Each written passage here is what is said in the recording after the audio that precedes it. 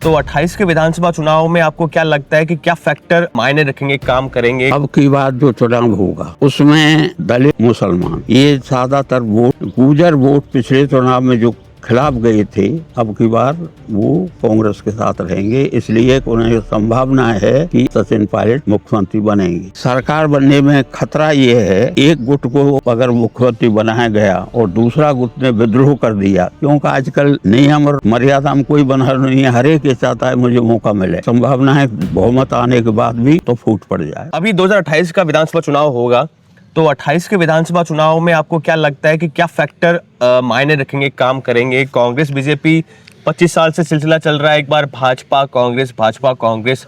अब कुछ लग रहा है परिवर्तन, कुछ छोटे मोटे दल जो है वो प्रयास तो कर रहे हैं?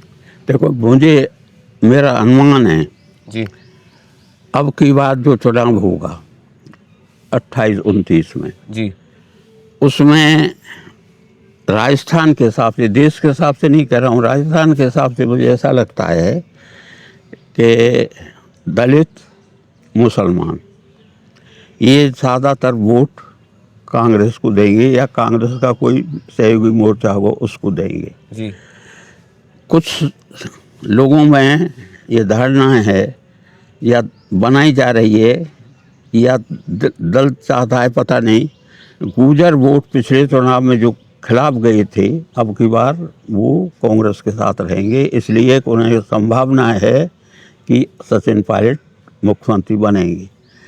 जाट भी दो वजह से, एक तो हमारे ज़िले को छोड़कर परंपरागत से जाट ज़्यादातर कांग्रेस के साथ रहे हैं। जी, भरतपुर ज़िले की स्थिति अलग है। अब के भरतपुर ज़िले में भी जो उन्हें आरक्षण मांग रहे हैं नहीं मिलने की वजह से वो शायद बीजेपी के खिलाफ जाएंगे। तो जो समीकरण जाति का समीकरण है वो ऐसा लगता है कि कांग्रेस वाला जो मोर्चा है बनेगा या नहीं बनेगा उसके साथ ज़्यादा रहेंगे। सरकार बनने की स्थिति अलग है।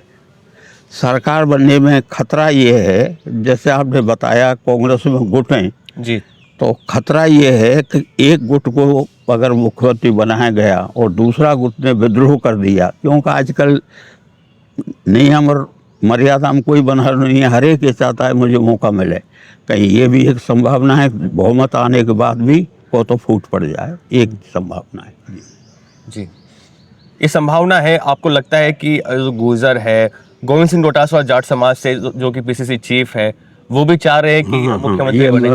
मैंने ना मेरी बात हुई ना मुझे लगता है, पर राजनीति का जो ट्रेंड है वो हर एक ये चाहता है कि मुझे मौका मिले। हर एक छोटा वर्ग बड़ा वर्ग, एक बार बना हुआ एमएलए भी चाहता है मुझे मुख्यमंत्री बना दिया जाए। जी, और अब जो मुख्यमंत्री बनने हैं उसमें दल का तो कोई मतलब नहीं है, जो ऊपर तय कर दे वही मुख्यमंत्री।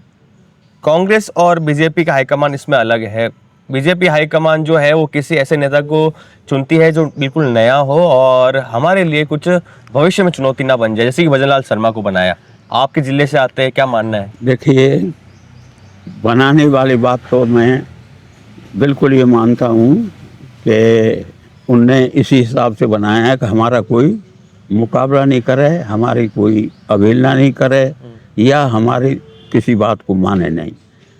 जहाँ तक अब बनने के बाद मेरी मान्यता ये, कुछ लोग सोचते हैं कि भजन लाल को हटा देंगे, मेरी मान्यता ये है कि भजन लाल को हटाएंगे नहीं बल्कि मजबूत करेंगे, क्योंकि उनने दिल्ली से बनाया है।